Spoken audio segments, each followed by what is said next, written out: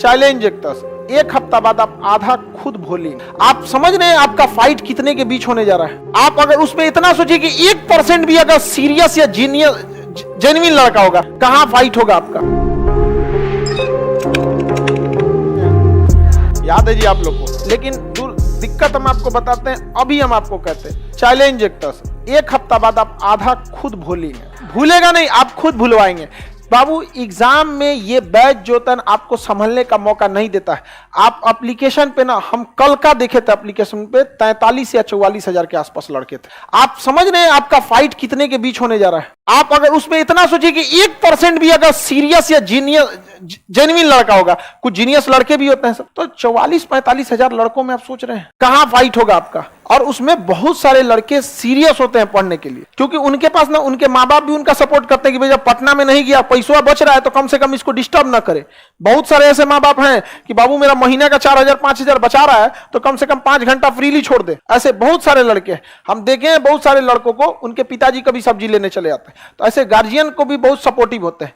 आप लोग जैसे सब खुश नसीब नहीं होते हैं जो पटना ही आ सके। आपका फाइट बहुत बड़े लेवल पे होने जा रहा है।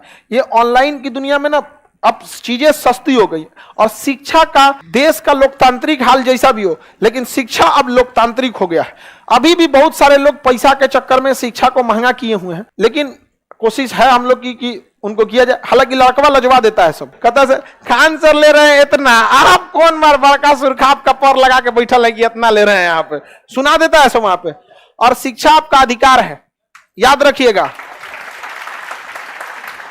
और दुनिया में एक चीज और याद रखिएगा, अधिकार कभी मांगने से नहीं मिला है, छीनना पड़ा। समझ में आ गया। हमसे जितना हो सकता है हम आपसे अधिकार दिलाने में रहते हैं।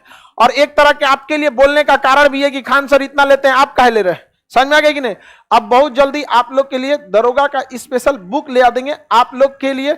उसमें क्या है कि सन 1900 मतलब जितना पीछे 2000 से लेके अब तक जितना क्वेश्चन प्रीवियस पूछा है एज इट इज वो प्रीवियस क्वेश्चन, उसके बाद हमारे ओर से संभावित प्रश्न, उसके बाद आप लोग खाली बैठे तो उसके लिए प्रैक्टिस सेट, उसके बाद रिवीजन के लिए छोटे छोटे टॉपिक, जैसे ये छोटे छोटे टॉपिक है, रिवीजन के लिए टॉपिक, 4 चीज में आपकी बुक्स रहेगी।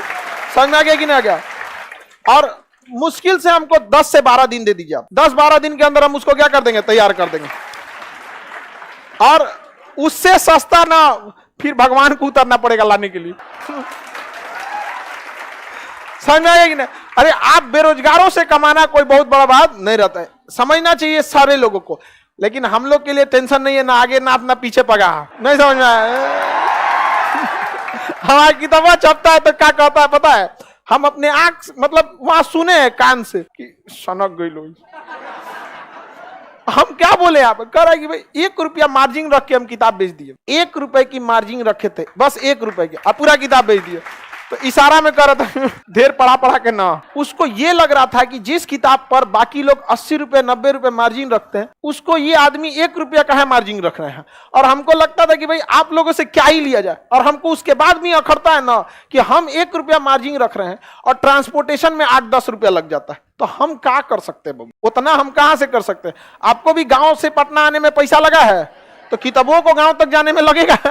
वो भाड़ा थोड़ी ना कोई छोड़ देने वाला है। यहाँ पे हर जगह नहीं जा सकता, लेकिन हाँ इसमें पूरी तेजी से वर्क चल रही है। 4 खंड में है, समझ में आ गया। प्रीवियस क्वेश्चन, संभावित क्वेश्चन, प्रैक्टिस सेट और रिवीजन के लिए कुछ टॉपिक्स जो उस पर रिवीजन कर सकते।